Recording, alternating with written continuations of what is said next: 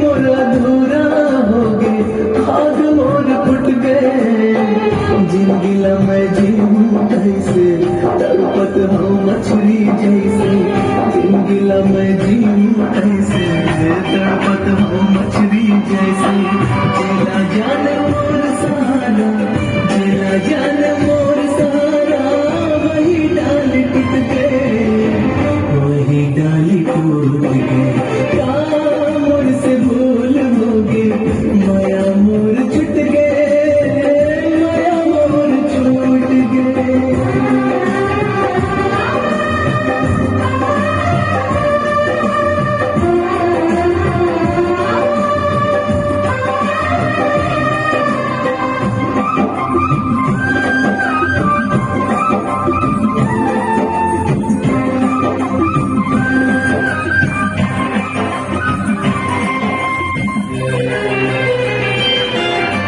नान्हेपन के तौर मयाला कैसे मैं भुलाऊं, नान्हेपन के तौर मयाला कैसे मैं भुलाऊं। तोर बिना कौन लम्हे मन के बात बताऊं। देखत रहे हो रात दिन तो पानी बन के सपना, सपना मोर आज बन गया मन के मोर कल्पना।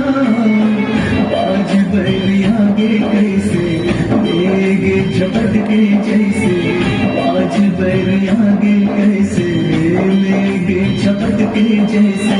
मोर नजर के आगो मामूर, मोर नजर के आगो मामूर, मन के माया लुट गए, मन के माया लूट गए। क्या मोर से भूल होगी, माया मोर छूट गए, माया मोर छूट गए।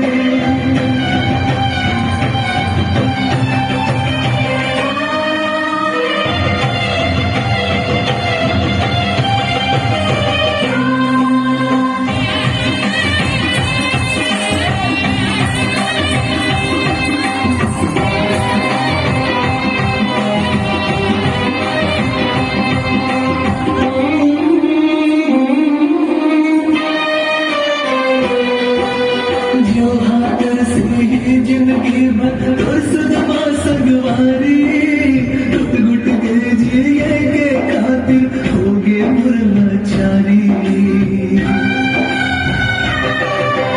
जो हाथ से ही जिंदगी भर सुधमा संगवारी, टूट गुट के जिए के खातिर हो गए मुरलाचारी।